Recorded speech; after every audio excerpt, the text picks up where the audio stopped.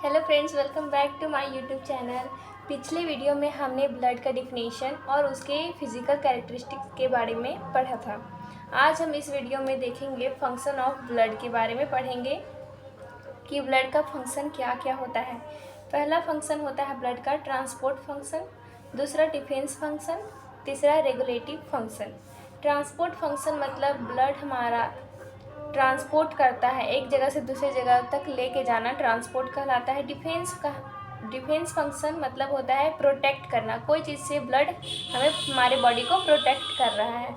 और regulative function में होता है कि नियंत्रित करना। तो पहले देखते हैं transport function. It is further divided into 4 types या पार्ट्स।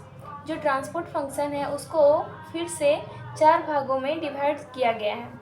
पहला है ट्रांसपोर्टेशन ऑफ न्यूट्रिएंट्स, दूसरा ट्रांसपोर्टेशन ऑफ रिस्पिरेटरी गैसेस, तीसरा ट्रांसपोर्टेशन ऑफ हार्मोन्स, चौथा ट्रांसपोर्टेशन ऑफ वेस्ट प्रोडक्ट। तो एक एक करके सबके बारे में पढ़ते हैं। पहला transportation of nutrients. Blood act as a transporting agent. जो हमारा ब्लड है वो ट्रांसपोर्टिंग एजेंट के जैसा एक्ट करता है। Blood transport nutrients from gastrointestinal tract to various part of the body.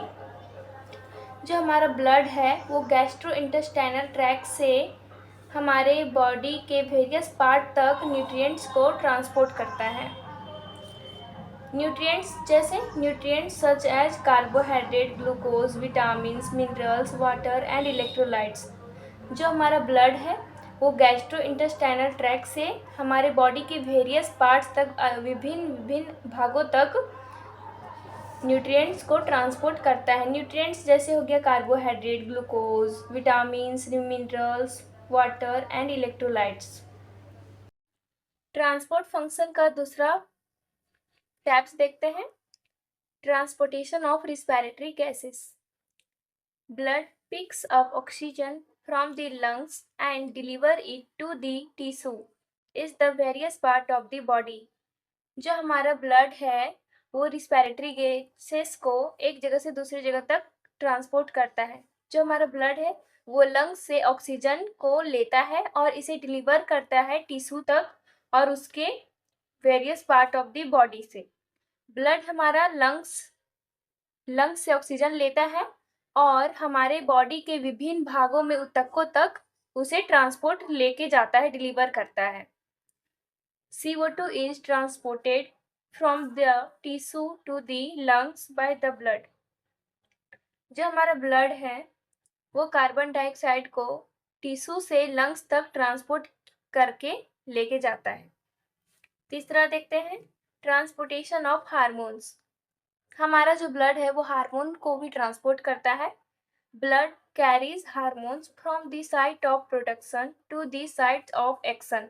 जो हमारा ब्लड है वो हार्मोन को कहाँ से कहाँ तक ट्रांसपोर्ट करता है।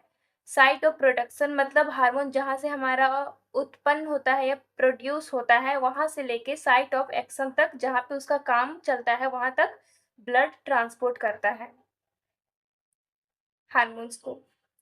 Hormones are chemical substance that regulates our activity.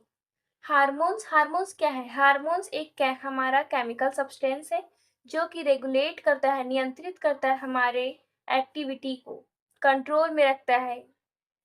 चौथा देखते हैं last transportation of waste product. Blood transport various waste product from the site of production to the site of excretion. जो हमारा ब्लड है वो वेस्ट प्रोडक्ट को transport करता है, जहाँ से वो प्रोड्यूस होता है वहाँ से ट्रांसपोर्ट करके जहाँ पे उसका एक्सक्रिएशन मतलब निष्कासन, जहाँ पे उसका निष्कासन होता है वहाँ तक ये हमारा वेस्ट प्रोडक्ट ट्रांसपोर्ट करता है ब्लड। एक्सक्रेटरी ऑर्गन मतलब निष्कासन। एक्सक्रेटरी ऑर्गन में हमारा आ जाएगा kidney, lungs, skin, then gastrointestinal tract. आप देखे होंगे कि स्किन से पसीना आता है क्योंकि वो हमारे बॉडी में वेस्ट प्रोडक्ट जैसा होता है, इसलिए वो स्किन से पसीना आता है और बहुत सारे होते हैं इसमें। Thank you.